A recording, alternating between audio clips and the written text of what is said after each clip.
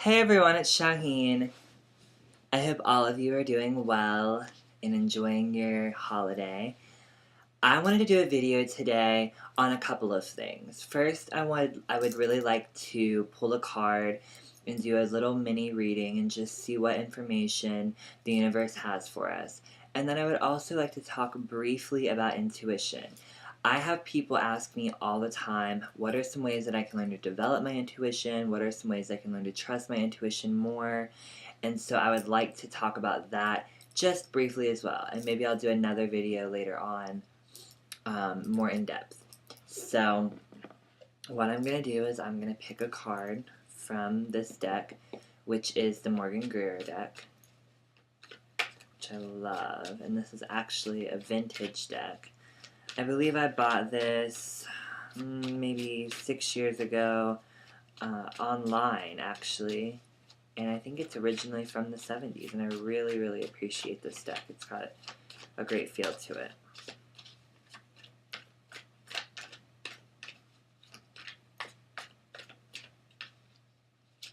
Alright, so let's see what card we got. So the Knight of Cups. And I think this is a wonderful card because cups are all about feeling and intuition and emotion, and I think that's perfect in the topic that I want to talk about after this, because what the Knight represents to me is taking your intuitive feelings and your emotions and putting them into action. The Knight is about seeking and going after something and trusting in something. The Knight has a mission. I feel like part of what this card is talking about for us is that in the new year, after we've kind of tied up loose ends with this year, we're going to move into a new phase, and we should take with us the intuitive feelings and the emotional connections to our dreams and our goals and our aspirations, which is so wonderful because the new year, a lot of people they start their resolutions and they make goals and they want to go into it with a new perspective and sort of a new handle on things. So I think we're going to take with us that same idea, but we're going to allow our intuition, allow our emotions, allow our dreams and goals to follow. This Knight is talking about being conscious of what you want, being conscious of what you feel. So many times we go through life unaware of how we truly feel about something or what we truly believe about something. A lot of times people will say, well, I want a relationship, I want a love relationship, but they don't really know what it is that they want because they haven't really sat and contemplated that. I talked about this in my recent post about manifestation. You have to ask yourself, do you want a relationship that is based in a partnership? Do you want a relationship with someone who's going to support you? Do you want a relationship with someone who's going to compliment you? Do you want a relationship because you feel like something's missing in your life? So you have to really answer and get to the heart of what that is, and you can go even deeper. So do this with everything. You have a dream and a goal to be a writer. Well, what is it about writing that you want to do? I know I ask myself that a lot. So that's what the Knight is talking about. Like I said before, this is really great because part of what we're doing is learning to trust in our intuition. And I think the new year is going to really help with that. So some tips for developing your intuition. What I always tell people is to remember that we are all intuitive. We are all psychic. So many people do not feel comfortable with knowing that. And there are people who do know that they are psychic and they do know that they are intuitive and they do know that they have a connection to something outside of the normal everyday senses, but they fear it, so they try to block it out. What I want you to start to tell yourself and to start to really know in your spirit is that to be intuitive is a natural thing. And also know that the more spiritual you are, the more open you are to the universe and to the divine, the more intuitive and the more psychic you become. Because intuition is about connecting with your spirit, it's about connecting with your source energy. So the more you practice that being a daily part of your life, the more intuitive you will become naturally. So spending time in meditation is the first thing I would say. The more you meditate, the more intuitive you become because you allow yourself to be still and you allow yourself to listen to what's happening outside of your mind. Your mind is like a coil, and when you become still for just a little while, that coil starts to unwind. It starts to unravel. And at first, it can seem uncontrollable and a little bit overwhelming because there are so many things in our mind that are locked up, that are coiled really tightly, that start to come undone when we meditate. So at first, it can be overwhelming, and you wonder, how can I possibly be still with all these things running through my head? The key is to be mindful of it and then let it go.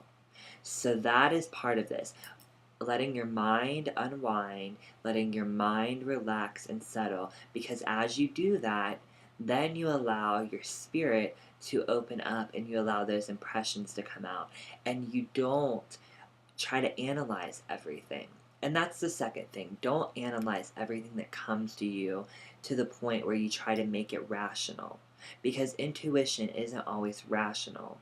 It's not always this big, booming, sort of sign from the heavens. It can be a very subtle thing, but it doesn't always have to be something that you need to rationalize. And that's the difference.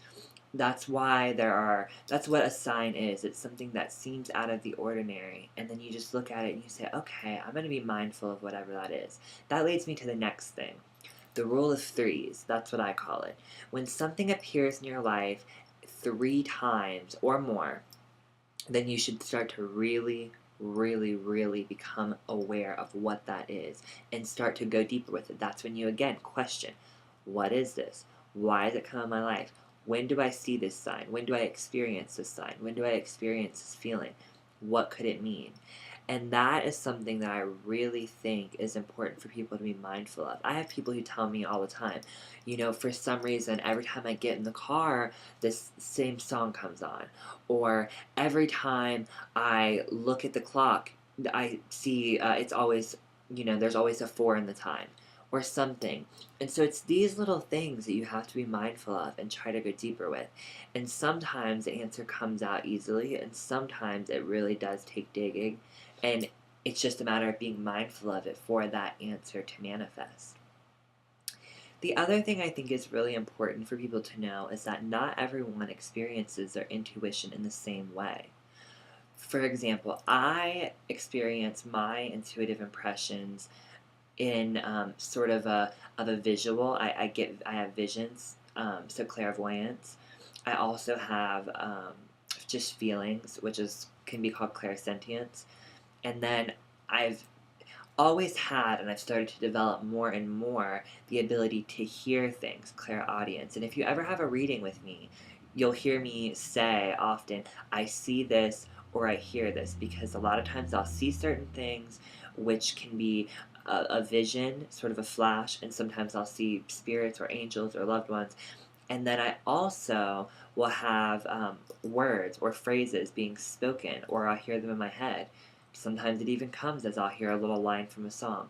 And that's the thing that you have to be aware of. How do you interact with the world? I'm a very visual person, but I'm also a kind of person that loves sound and music. What is your interaction? Do you feel like you're very sensitive? You're a very feeling person? Do you feel like you're the kind of person that just tends to be very right all the time? You just tend to know whatever it is that you need to know? Are you the kind of person that you love sounds and you love the way things, you love music and you love the way things sound? Do you like to hear things? Do you like to be instructed by listening to what you're told? That could be your connection. So it's all about knowing. You could even smell things that can be symbolic. That's happened to me before. And oftentimes, when you become open, you experience all of these clair senses to some degree, but you don't always experience that all of the time. So you might have one that's more dominant than the other. So be aware of that. Maybe you'll even hear words or see words around. So just look for the unique language that the universe will use to speak to you. And I always tell people, ask for it. Say to the universe, I am open to your messages. I am open to the messages of my own intuition, my own spirit, and I'm open to this language to develop. So please find the easiest way to communicate with my conscious mind, and you will start to notice things. And I think that is a great place for you to start. And I think the old adage, the first feeling or the first thought is usually the right one, holds true with intuition and with anything. So trust in that. I hope this helps, and I hope you're having a wonderful holiday and you're spending time with family and enjoying each other and being creative and being lighthearted and free. And I hope to hear from you. If you have any questions, feel free to contact me and comment. And if you feel like there's something that you want to know a little bit more about, let me know. Maybe I can do another video about that as well. So take care.